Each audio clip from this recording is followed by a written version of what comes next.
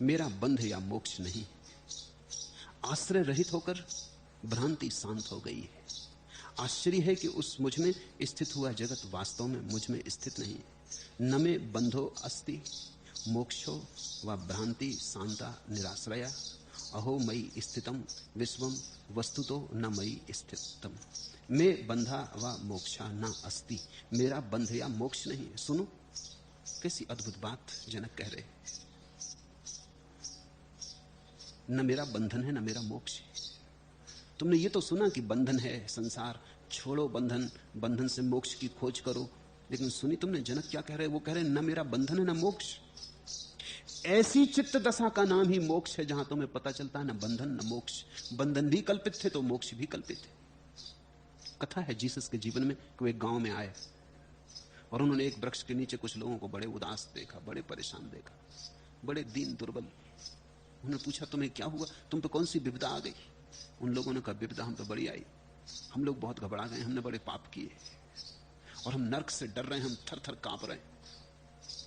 अब मुसलमानों का नरक खतरनाक तो होने ही वाला है। अगर नरक जाओ तो हिंदुओं का चुनना, वहां थोड़ी अस्त व्यस्तता रहेगी, मुसलमानों का मत चुनना।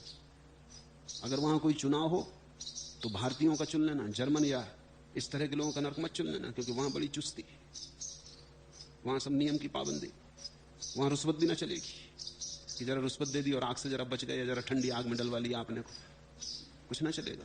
अब मुसलमानों का नरक, वो तो ठीक से सताएंगे, छोड़ेंगे नहीं, वो तो बड़े धार्मिक रूप से सताएंगे। उन्होंने कहा हम बड़े घबरा गए हैं, पाप बहुत किए, हम घबरा रहे हैं, हम कप रहे हैं, और मरने का दिन करीब आ रहा है, दो जख्म में पड़ेंगे, नरक में सड़ेंगे, तो हमें चैन नहीं। जीसस और आगे बढ़े, एक वृक्ष के नीचे उन्होंने और लोगों को बैठे देखा, वो बड़े आशा से भरे बैठे थे, लेकिन आशा में भी भय था। और उन्होंने बड़ी तपस्या की थी, उपवास किए थे, धूप में शरीर को गलाया, सताया था, रूख सूखे हड्डियां हो गए थे। उन्होंने पूछा तुम्हें क्या हुआ, तुम पे कौन सी विपदा पड़ी? उन्होंने कहा हम स्वर्ग की तैयारी कर रहे हैं, नरक का भय है तो हम स्वर्ग की तैयारी कर रहे हैं, हम पुण्य अर्जन कर रहे हैं, मगर फिर भी डर लगता है कहीं चूक तो ना जाएंगे। सब दांव पे लगा दिया, जीवन दांव पे लगा दिया, लेकिन स्वर्ग लेके रहेंगे, बहिष्ठ में पहुंच के रहेंगे। मगर उसी चिंता में हम परेशान भी हैं, तनाव भी मन में बना है। जीसस और आगे बढ़े, उन्होंने एक तीसरे वृक्ष के नीचे कुछ लोगों को बैठे देखा जो बड़े मस्त थे। उनकी हालत बिल्कुल अलग थी, न तो नरक से घबराए थे जैसे लोग वैसे भी न थे, स्वर्ग के लिए लोभ से भरे लोग वैसे भी न थे, वो बड़े मस्त थे, वो गीत गुनगुना रहे थे, नाच रहे थे, आनंद मग्न थे। उन्होंने पूछा तुम्हें क्या हुआ, तुम बड़े खुश हो, तुम तो कोई विपत्ति नहीं आई? उन्होंने कहा कि नहीं, क्योंकि हमने जान लिया ना स्वर्ग है ना नरक है, सब मन का खेल। दुख सुख दोनों ही मन की धारणाएं। दुख का आत्यंतिक रूप नरक है, सुख का आत्यंतिक रूप स्वर्ग है। सुख दुख दोनों मन में है, स्वर्ग नरक भी दोनों मन में। ऐसा जो जान लेता कि सभी द्वंद्व मन में है, वही मुक्त है। इस मुक्ति की आखिरी घोषणा जनक करते हैं, मेरा बंध या मोक्ष नहीं। बंधन भी झूठे हैं तो मोक्ष कैसा? बंधन है ही नहीं तो मोक्ष कैसा? दोनों असत्य है। आश्रय रहित होकर भ्रांति शांत हो गई। अब मेरा कोई आश्रय नहीं, अब मैं किसी आशा के सहारे नहीं जी रहा, और जब आशा नहीं है तो निराशा नहीं होती। आश्रय रहित होकर भ्रांति शांत हो गई। आश्चर्य है कि मुझ में स्थित हुआ जगत वास्तव में मुझ में स्थित नहीं। यह आश्चर्य की बात है कि सारा जगत है, फिर भी मैं अकलुषित, फिर भी मैं निरंजन, फिर भी मैं पार। एक बौद्ध कथा है, दो भिक्षु एक नदी से पार होते थे कि बूढ़े भिक्षु ने देखा कि एक युवती नदी पार करना चाहती, तो वो घबरा गया। नदी गहरी है, शायद युवती कहे कि मेरा हाथ संभाल लो, वो अनजान मालूम होती है, सुंदर युवती है। वो उसके पास से निकला, युवती ने कहा भी कि मुझे नदी के पार जाना है, क्या आप मुझे सहारा देंगे? उसने कहा मुझे क्षमा करो, मैं भिक्षु हूं, स्त्री को मैं छूता नहीं। और उसके हाथ पैर कप गए और वो भागा, तेजी से नदी पार कर गया।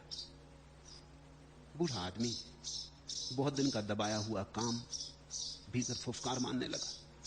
ये ख्याल ही कि स्त्री का हाथ पकड़ ले सपनों को जन्म देने लगा। वो तो नदी पार कर गया घबराहट में, सोचा भगवान को धन्यवाद दिया कि चलो बचे, एक झंझट आती थी। एक गड्ढे में गिरने से बचे। तब पीछे लौट कर देखा तो बड़ा हैरान हो गया। हैरान भी हुआ, थोड़ा ईर्ष्या से भी भरा, थोड़ी जलन भी पैदा हुई। वो जो युवा सन्यासी पीछे आ रहा था, वो लड़की को कंधे पे बिठा के नदी पार करवा रहा। कंधे पे बिठा के, हाथ पकड़ना भी एक बात थी, स्पर्श भी वर्जित है। और मैं तो बूढ़ा हूं और ये जवान है, और ये अभी नया नया दीक्षित हुआ है, और ये क्या पाप हो रहा है। फिर 2 मील तक दोनों चलते रहे। आश्रम पहुंचने के पहले तक बूढ़ा फिर बोला नहीं, बहुत नाराज था, आग बबूला था। नाराजगी में ईर्ष्या भी थी, नाराजगी में रस भी था, क्रोध भी था, अपने को ऊंचा और धार्मिक मानने की अस्मिता भी थी, और इसको निकृष्ट और अधार्मिक मानने का भाव भी था। सभी कुछ मिश्रित था। सीढ़ियां जब वे चढ़ने लगे आश्रम की, तब बूढ़े से नाराज गया। उसने कहा कि सुनो, मुझे गुरु से जाके कहना ही पड़ेगा, क्योंकि ये तो नियम का उल्लंघन हुआ है, और तुम युवा हो और तुमने स्त्री को कंधे पे बिठाया। स्त्री सुंदर भी थी। उस युवा ने कहा, आप भी आश्चर्य की बात कर रहे हैं, मैं तो उस स्त्री को नदी के किनारे उतार भी आया, क्या आप उसे अब भी अपने कंधे पे लिए हुए? अब भी आप भूले नहीं? 2 मील पीछे की बात आप अभी खींचे लिए जा रहे हैं। ध्यान रखना, ये संसार है तुम्हारे पास, तुम में स्थित, तुम इसमें स्थित, मगर ऐसा भी जीने का ढंग है कि न तुम संसार को छुओ, न संसार तुम्हें छू पाए। तुम ऐसे गुजर जाओ अस्पर्शित, कुंवारे के कुंवारे। ये कालख तुम्हें लगे ना, ऐसे गुजरने का ढंग है। उस ढंग का नाम ही साक्षी। शरीर सहित यह जगत कुछ नहीं है, अर्थात न सत है और न असत है, और आत्मा शुद्ध चैतन्य मात्र है। ऐसा निश्चय जानकर अब किस पर कल्पना को खड़ा करें? अब कहां अपनी कल्पना को रोपें? सब आश्रय गिर गए। न सुख की कोई कामना है, न दुख की कोई भय है, न कुछ होना है, न कुछ बचना है, न कहीं जाना है, न कुछ बनना है। सब आश्रय गिर गए। अब कल्पना को कहां खड़ा करें? कुछ लोग धन पर कल्पना को खड़ा किए, वो उनका आश्रय। वो हमेशा धन ही गिनते रहते हैं, वो नींद में भी रुपए गिनते रहते हैं। रुपए की खनकार ही एकमात्र संगीत है जिसे वो संगीत मानते हैं। कुछ लोग हैं पद के दीवाने, वो बस उनकी कुर्सी ऊपर उठती जाए, इसकी ही फिक्र में लगे। बड़ी से बड़ी कुर्सी पे बैठ जाएं, चाहे फांसी क्यों ना लगे, बड़ी कुर्सी पे कोई हर्जा नहीं, मगर कुर्सी बड़ी होनी चाहिए। वो उनका आश्रय। फिर कुछ लोग हैं जो स्वर्ग की कामना कर रहे हैं कि स्वर्ग में बैठेंगे, यहां क्या रखा है, यहां की कुर्सियां आज मिलती कल छिन जाती, यहां में क्या सार है, बैठेंगे स्वर्ग पर, वहां कल्प वृक्ष के नीचे बैठ के भोगेंगे दिल खोल के। फिर समय का कोई बंधन नहीं, सीमा नहीं। मगर ये सब आश्रय हैं मन के। ऐसा निश्चय जानकर अब किस पर कल्पना को खड़ा करें? यह शरीर स्वर्ग नरक बंध मोक्ष और भय भी कल्पना मात्र है। मुझे उनसे क्या करना है? मैं तो शुद्ध चैतन्य। खूब जागरण की घटना घटी जनक को। अष्टावक्र की मौजूदगी में विमर्श पैदा हुआ। अष्टावक्र के दर्पण में जनक ने अपना चेहरा देखा, उसे आत्मस्मृति आई। अनूठी घटना घटी। बड़ी मुश्किल से ऐसा होता है कि ऐसा गुरु और ऐसा शिष्य मिल जाए। शिष्य तो बहुत, गुरु बहुत, लेकिन ऐसा कभी कभी घटता है जबकि अष्टावक्र जैसा गुरु और जनक जैसा शिष्य मिल जाए। जब ऐसी घटना घटती है, ऐसे गुरु और शिष्य का मिलन होता है, तो सत्य का विस्फोट न होगा तो क्या होगा? ऐसे शुद्ध दर्पण के सामने ऐसा सरल चित्त व्यक्ति विनम्र भाव से झुका हुआ खड़ा हो गया। उसे दर्शन हो गए।